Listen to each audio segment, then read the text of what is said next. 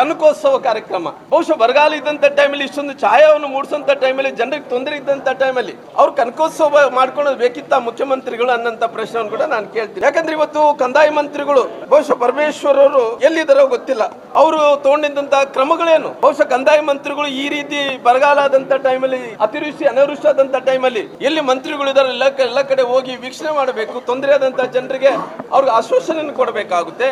ಈ ಸರ್ಕಾರದಲ್ಲಿ ಇದ್ದಂತ ಯಾವ ಮಂತ್ರಿಗಳು ಕೂಡ ಇವತ್ತು ಯಾರು ಕೂಡ ಯಾವ ಜಿಲ್ಲೆಯಲ್ಲಿ ಕೂಡ ಕೆಲಸವನ್ನು ಕೂಡ ಮಾಡ್ತಾ ಇಲ್ಲ ಅನ್ನಂತ ಮಾತನ್ನು ಕೂಡ ಹೇಳ್ತಾ ಇದ್ದೀನಿ. ಇವತ್ತು ನಮ್ಮ ಭಾಗದಲ್ಲಿ ಕೊಪ್ಪಳ, ರಾಯಚೂರು, ಬಳ್ಳಾರಿ, ಗದಗ ಈ ಭಾಗದಲ್ಲೆಲ್ಲ ಕೂಡ ಇವತ್ತು ಹೋಗಿ ನೋಡ್ರಿ, ಇವತ್ತು ಎಲ್ಲಾ ಕೂಡ ಗುಳೆಗೆ ಹೋಗಂತ ಪರಿಸ್ಥಿತಿ ನಾವೆಲ್ಲರೂ ಕೂಡ ಕಾಣ್ತಾ ಇದೀವಿ. ಹಂಗಾಗಿ ಇವತ್ತು ಮುಖ್ಯಮಂತ್ರಿಗಳು ಬಹುಶಃ ಅವರು ಒಂದು ಕಡೆ ಕನಕೋತ್ಸವನ ಮಾಡ್ಕೊಂತ ಇದ್ರ, ಒಂದು ಕಡೆ ನಿನ್ನೆ ಮೊನ್ನೆ ಬೀದರ್ಗೆ ಹೋಗಿ ಬಿಟ್ರೆಗಿನ ಈ ರಾಜ್ಯದಲ್ಲಿ ಎಲ್ಲಿ ಕೂಡ ಪ್ರವಾಸ ಮಾಡ್ತಾ ಇಲ್ಲ. ಅವರು ಈ ರಾಜ್ಯದ ಮುಖ್ಯಮಂತ್ರಿಗಳು ಏನ್ ಅಂದ್ಕೊಂಡಾರ, ಬೆಂಗಳೂರಿನ ಮುಖ್ಯಮಂತ್ರಿಗಳು ಅಂದ್ಕೊಂಡಾರ, ಅದೇ ಸರ್ಕಾರ ಅಂದ್ಕೊಂಡಾರ.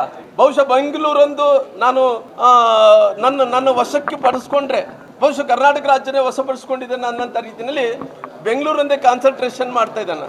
ಹಂಗಾಗಿ ಮುಖ್ಯಮಂತ್ರಿಗಳು ಎಲ್ಲಿ ಕೂಡ ಹೊರಗಡೆ ಬರ್ತಾ ಇಲ್ಲ. ಹಂಗಾಗಿ ಇವತ್ತು ಕನಕೋತ್ಸವ ಮಾಡ್ಕೊಂತ ಅವ್ರ ಕ್ಷೇತ್ರದಲ್ಲಿ ಇವರು ಕುಂತಾರ.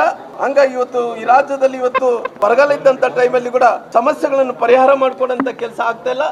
ಒಂದು ಏನಂದ್ರೆ ಇವತ್ತು ಕೇಂದ್ರ ಸರ್ಕಾರ SIR ಮಾಡಿದನೋ, ಆ SIR ಮಾಡಿದಂತ ವಿಚಾರದಲ್ಲಿ ಅಧಿಕಾರಿಗಳನ್ನು ದುರುಪಯೋಗ ಮಾಡಿಕೊಂಡು ಅದು ಯಾವ ರೀತಿಯಲ್ಲಿ ಪರಿಹಾರವನ್ನು ಹುಡುಕೊಡ್ಬೇಕು, ಯಾವ ರೀತಿಯಲ್ಲಿ ಬೋಗಸ್ ಅನ್ನ ID ಕಾರ್ಡ್ಗಳು ಮಾಡಿಕೊಡ್ಬೇಕು, ಯಾರಿಗೆ ಸ್ಥಳ ಇಲ್ಲನೋ, ಯಾರಿಗೆ ಮನೆ ಇಲ್ಲನೋ, ಯಾರಿಗೆ ID ಕಾರ್ಡ್ಗಳು ಇಲ್ಲನೋ, ಯಾರು ಬಾಂಗ್ಲಾದಿಂದ ವಲಸೆ ಬಂದಂತ ಎಲ್ಲರೂ ಕೂಡ ಇವತ್ತು ಎಲ್ಲರೂ ಕೂಡ ಬೇರೆ ಬೇರೆ ಕಡೆ ಓಡೋಗ್ತಾ ಇದ್ದಾರೆ. ಎಲ್ಲರೂ ಬಹಳಷ್ಟು ಮಂದಿ ರಾಜ್ಯಕ್ಕೆ ಬರೋಂಥವ್ರಿಗೆ ಅವ್ರಿಗೆ ಸನ್ಮಾನ ಮಾಡೋಂಥ ಕೆಲಸ ಈ ರಾಜ್ಯದ ಮುಖ್ಯಮಂತ್ರಿಗಳು ಮಾಡ್ತಾ ಇದ್ದಾರೆ.